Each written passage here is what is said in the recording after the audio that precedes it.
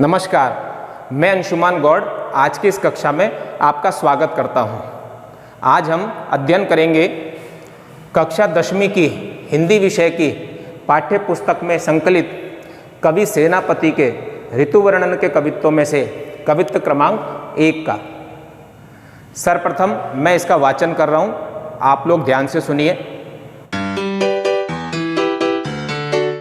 बरन बरन तरु फूले उपवन बन, सोई चतुरंग संग दल लहियतु है। बंदी जिमी बोलत बिरद बीर कोकिल है, गुंजत मधुप गान गुन गहियतु है।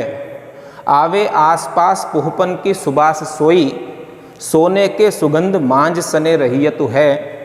शोभा को समाज सेनापति सुख साज आज, आवत बसंत ऋतुराज कहियतु है। आइए अब हम देखते हैं इसके शब्दार्थ को। इसका पहला शब्द है बरन बरन अर्थात अनेक रूपों वाले। तरु इसका अर्थ है वृक्ष। फूले अर्थात हरियाली से परिपूर्ण। चतुरंग इसका अर्थ है 4 प्रकार की, हाथी सवार, घुड़सवार, रथ सवार और पैदल सैनिक, जिसमें हो उसे चतुरंगनी सेना कहते हैं। दल, दल का अर्थ है सेना। लहियतु अर्थात लेकर। बंदी अर्थात राजाओं के यश का गुणगान करने वाला। जिमी अर्थात समान। बिरद इसका अर्थ है यश। मधुप अर्थात भौरे। गान गुण अर्थात संगीत का या गान का आनंद। पुहपन अर्थात पुष्प। सौंधे इसका अर्थ है मंद या भीनी। मांझ अर्थात में। सने इसका अर्थ है भीगे या सराबोर। रहियतु अर्थात रहते और कहियतु अर्थात कहते।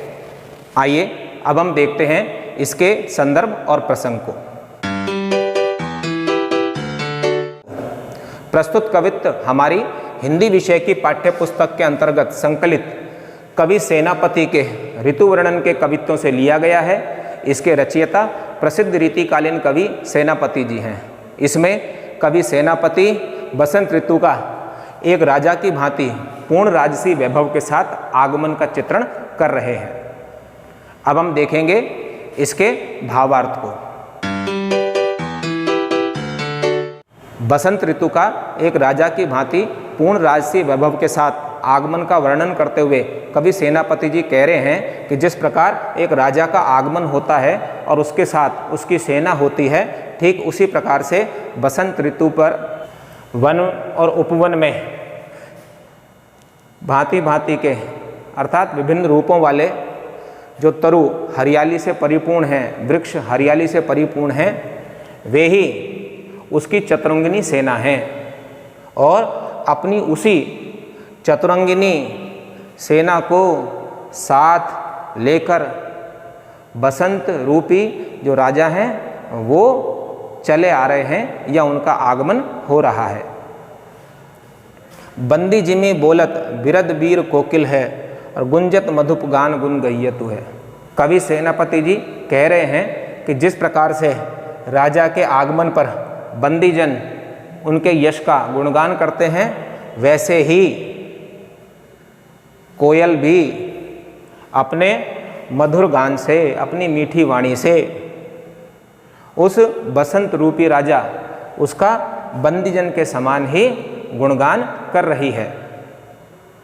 और वह बसंत रूपी राजा भौरों के गुंजार रूपी उस मधुर गान, उस मधुर संगीत, उसको ग्रहण करते हुए अर्थात उसका आनंद उठाते हुए आगे बढ़ते आ रहे हैं। आवे आसपास पुहपन की सुबास सोई, सोने के सुगंध मांझ सने रहियतु है।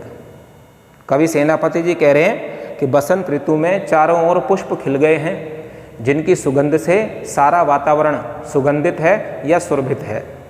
तो ऐसा लग रहा है कि सोने के जो महल हैं, वह महल भी बसंत ऋतु के स्वागत में इत्र की भीनी भीनी खुशबू से सने अर्थात सन गए हैं या सराबोर हो गए हैं।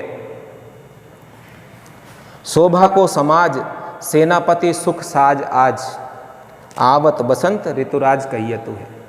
कवि सेनापति जी वर्णन करते हुए कह रहे हैं कि बसंत ऋतु के आगमन पर आज सारा समाज वो शोभित हो रहा है, शोभायमान है तथा चारों ओर सुख में साज सज्जा का वातावरण है। क्यों? क्योंकि आज आवत बसंत, क्योंकि आज बसंत ऋतु का आगमन हो रहा है। वह बसंत ऋतु जिसे ऋतुराज कहियतु है, जिसे ऋतुओं का राजा कहते हैं। इस प्रकार बसंत ऋतु जो कि ऋतुओं का राजा है, उसके आगमन पर चारों ओर का वातावरण सुगंधित है, शोभायमान है, सौंदर्य से परिपूर्ण है। बसंत ऋतु के आगमन के इसी सौंदर्य का वर्णन कवि सेनापति ने इस कवित्व में किया है। अब हम देखेंगे इसकी काव्यगत विशेषताओं को।